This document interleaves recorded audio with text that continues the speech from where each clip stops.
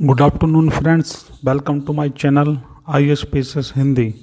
UP PCS prelims 2024 के लिए हमने जो सीरीज चला रखी है उसमें आज का लेक्चर मध्यकालीन इतिहास से संबंधित होगा, जिसमें हम विजयनगर साम्राज्य और बहमनी साम्राज्य को देखेंगे। दोस्तों, ये टॉपिक बहुत ज़्यादा महत्वपूर्ण है क्योंकि प्रत्येक वर्ष इस टॉपिक से क्वेश्चन पूछे जाते हैं आपको।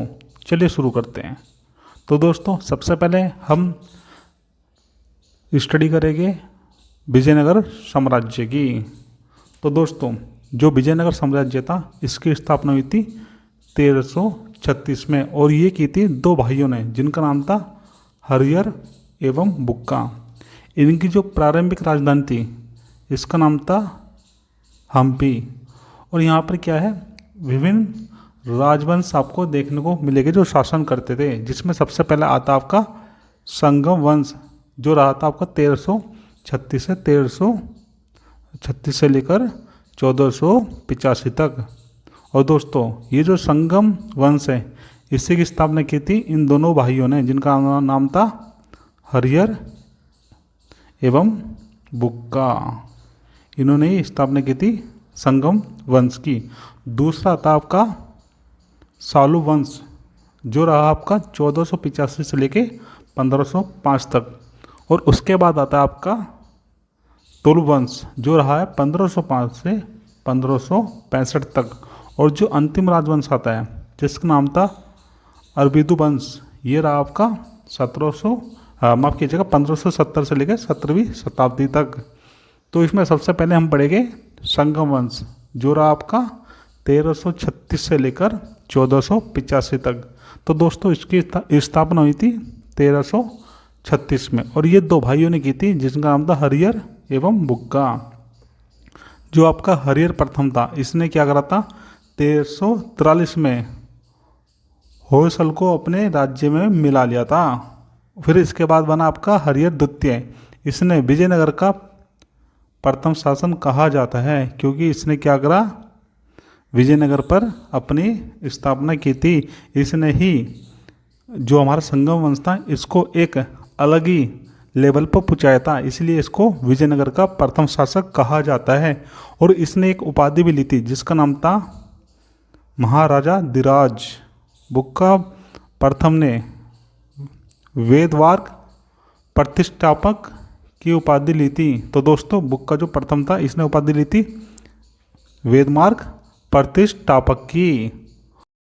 देवराय फर्स्ट ने तुंगभद्रा और हरिद्रा नदी पर बांध बनाकर नहरें निकलवाई थी। इसके बाद आते हैं आपके देवराज सेकंड। इसके समय में सर्वप्रथम मुसलमानों को भर्ती सेना में किया जाने लगा था। इसने संस्कृत ग्रंथ जिसका नाम था महानाटक सुधानिधि और ब्रह्मसूत्र पर भाष्य लिखा था। देवराज सेकंड जो था इसको इमाडी देवराय भी कहा जाता था। इसके दरबार में श्रीनाथ रहते थे जिन्होंने हरिविलासम की रचना की थी। और दोस्तों, इसके बाद आते हैं आपके विरूपाक्ष सेकंड संगम वंश का, इसको अंतिम शासक कहा जाता है। अगर आपसे पूछ लिया जाए कि जो हमारा संगम वंश था इसका अंतिम शासक कौन था, तो दोस्तों ये था आपका विरूपाक्ष सेकंड। चलिए अब अगली बात करते हैं अगले राजवंश की जिसका नाम था सालू वंश जो चला था आपका 1485 से लेके 1505 तक। जो हमारा सालू वंश था इसके संस्थापक थे नरसिंह सालुव। सालुव नरसिंह की मृत्यु के बाद जो आपके अगले शासक हुए इनका नाम था इमादी नरसिंह, और इनका संरक्षक जो था उसका नाम था नरसा, उसको कहते थे नरसा नायक। चलिए अब अगले वंश की बात करते हैं जिसका नाम था तुलु वंश, और ये रहा आपका 1505 से 1565 तक। वीर नरसिंह ने इमादी नरसिंह को मारकर तुलु वंश की स्थापना की थी। इनकी मृत्यु के बाद इनका जो अनुज था जिसका नाम था कृष्णदेवराय गद्दी पर बैठा, जो एक महान शासक हुआ था। अगर आपसे पूछा जाए जो आपका विजयनगर साम्राज्य था उसमें सबसे ज़्यादा महान शासक कौन था? तो दोस्तों उसमें नाम आता है कृष्णदेवराय का। चलिए अब बात करते हैं कृष्णदेवराय की, जिसने अपना शासन संभाला था 1509 से लेकर 1529 तक। इनकी कुछ उपाधि थी जो आपसे एग्जाम में पूछ ली जाती है, ये आपके लिए मोस्ट इम्पोर्टेंट होगा। जिसमें पहली इनकी उपाधि थी अभिनव भोज, दूसरी इनकी उपाधि थी आंध्र भोज, और जो तीसरी थी इसका नाम था यवन राज। वो थी इनकी उपाधि यवन राज। कृष्णदेवराय ने जाम्बती कल्याणम को जो है संस्कृत में लिखा था, और अमुक्त माल्यदा को तेलुगु में लिखा था। साथ में उषा परिणय नामक नाटक भी लिखा था। हजारा एवं विट्ठल स्वामी मंदिर का निर्माण भी इन्हीं ने करवाया था। अगर आपसे पूछा जाए कि जो आपका हजारा और साथ में विट्ठल स्वामी का मंदिर है, इसका निर्माण किसने कराया था? तो दोस्तों इसका निर्माण कराया था कृष्णदेव राय ने। चलिए बात करते हैं अष्ट दिग्गज की। तेलुगु के 8 विद्वान होते थे दोस्तों। ये इस तरीके से होते थे जैसे अकबर के टाइम में होते थे आपके नवरत्न, अकबर के टाइम में होते थे आपके जिनको कहते थे नवरत्न, ठीक। और जो हमारे ये थे जिनका नाम था शिवाजी, शिवाजी के समय होते थे अष्ट प्रधान, जिसमें अष्ट प्रधान होते थे।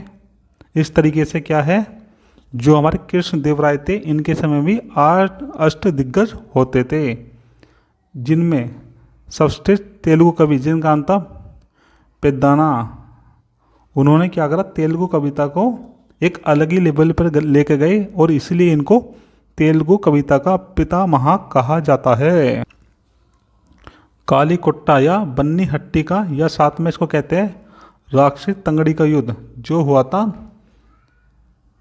23 जनवरी 1565 को। इसमें क्या था, ये जो दोस्तों हुआ था युद्ध, ये सदाशिव राय के समय में हुआ था। इसके विरुद्ध जो था विदर, अहमदनगर, बीजापुर, गोलकुंडा शामिल थे, जिसका नेतृत्व किया था बीजापुर के शासक अली आदिल शाह ने। और इस युद्ध में जो विजयनगर था ये हार गया था, और यहाँ से जो है विजयनगर का पतन स्टार्ट हो गया था। दोस्तों अगर आपसे पूछ लिया जाए कि विजयनगर का पतन किस कारण से हुआ था या किस युद्ध के बीच हुआ, तो दोस्तों ये था आपका, इसको कहते हैं तालीकोटा का युद्ध, इसको बन्नी हट्टी का युद्ध भी कहते हैं, या इसको राक्षसी तांगड़ी का युद्ध भी कहा जाता है, जिसका नेतृत्व कर रहे थे सदाशिव राय। और दोस्तों सदाशिव राय के विरुद्ध जो थे ये थे आपके बीदर, अहमदनगर, बीजापुर, गोलकुंडा, और जिसका नेतृत्व किया था बीजापुर के शासक जिसका नाम था अली आदिल शाह। और ये युद्ध हुआ था 23 जनवरी 1565 को। चलिए अब आगे देखते हैं। विजयनगर का अंतिम शासक जो था इसका नाम था रंग तृतीय, जिसको कहते थे अरविंदु वंश, जो अरविंदु वंश का था। चलिए अब देखते हैं जो विदेशी यात्री आए थे विजयनगर साम्राज्य के समय, वो कब आए थे और किसके शासनकाल में आए थे। तो सबसे पहले बात करते हैं हम निकोलो कोंटी की। ये इटली के थे और ये आए थे देवराय प्रथम के शासनकाल में। उसके बाद बात करते हैं अब्दुल रज्जाक की, जो फारस के थे और ये भी आए थे देवराय सेकंड के काल में। जो हमारे तीसरे विदेशी यात्री थे इनका नाम था नूनिज, ये थे आपके पुत्रकाल के और ये आए थे अच्युत राय के शासनकाल में। और जो हमारे चौथे यात्री थे इनका नाम था डोमिंग पायर्स, ये थे आपके पुत्रकाल के और ये आए थे कृष्णदेव राय के शासनकाल में। और सबसे ज़्यादा जो अंत में आए थे इनका नाम था बारबोसा, ये थे आपके पुत्रकाल के और ये आए थे आपके कृष्णदेव राय के शासनकाल में। चलिए अब देखते हैं जो हमारा विजयनगर साम्राज्य था इसका प्रशासन कैसा था। तो विजयनगर प्रशासन की अगर हम विशेषता देखें तो यहाँ पे क्या था आपका न्यायाधिकार व्यवस्था देखने को मिलती थी, जिसमें सैनिक सेवा के बदले अवन नायकों को भूमि दे दी जाती थी। आयंगर व्यवस्था विजयनगर के ग्रामीण प्रशासन से जुड़ी होती थी, जिसमें 12 ग्रामीण अधिकारियों के हाथों में वास्तविक शक्ति दी जाती थी। तो दोस्तों कितने ग्रामीण अधिकारी के हाथ में शक्ति दी जाती थी? तो दोस्तों ये 12 होते थे। अगर हम सैन्य विभाग की बात करते हैं तो इसको कंदाचार कहा जाता था। इसके प्रमुख जो थे उसको कहते थे महादंड नायक। विजयनगर राज्य की मुद्रा जो थी उसको कहते थे पैगोड़ा। इस राज्य में फनम नामक एक सोने का सिक्का भी देखा। चलिए अब बात करते हैं बहमनी साम्राज्य की, जिसकी स्थापना हुई थी 1347 में, और ये स्थापना की थी आपके हसन गंगू ने। किसने की थी? हसन गंगू ने की थी, जिसको हम अलाउद्दीन बहमन शाह भी कहते हैं। क्या कहते हैं इसको? अलाउद्दीन बहमन शाह भी कहते हैं।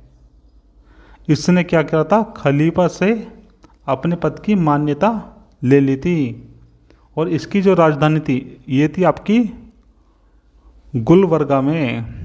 जो आपका बहमनी राज्य था इसकी जो मुद्रा थी उसको कहते थे हून। जो उसकी मुद्रा थी उसको हून कहा जाता था। 1470 में रूसी यात्री जिसका नाम था निकितन बहमनी साम्राज्य की यात्रा पर आया था, और उस समय मोहम्मद थर्ड का शासन था। कलीमुल्ला बहमनी साम्राज्य का अंतिम शासक था।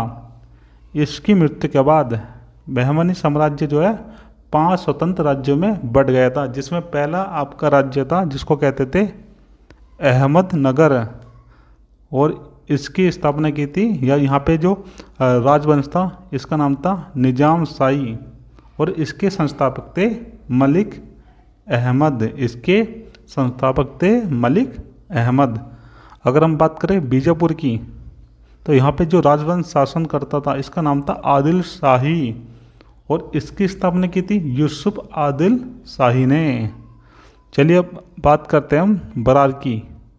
तो यहाँ पे जो राजवंश थे इनको कहते थे इमाद शाही, और इसके जो संस्थापक थे इसका नाम था फतेहुल्लाह इमाद शाह। और अगर बात करें हम अगले राज्य की तो ये था आपका बीदर, और इसके जो राजवंश थे इनको कहते थे बरीद शाही, और यहाँ के संस्थापक सदस्य थे अमीर अली वरीद। वो सबसे अंत में आता आपका गोलकुंडा राज्य। इसके जो राजवंश थे इनको कहते थे कुतुब शाही, और इसके संस्थापक थे कुलीकुत शाह, जिसको कहते थे कुली कुतुब शाह। दोस्तों इसी के साथ हमने विजयनगर साम्राज्य और बहमनी साम्राज्य को कंप्लीट कर लिया है। जितना भी इम्पोर्टेंट हो सकता था हमने वो सब चीज़ देख ली है। अगर आपको हमारी वीडियो अच्छी लगती है तो प्लीज़ चैनल को सब्सक्राइब कीजिए।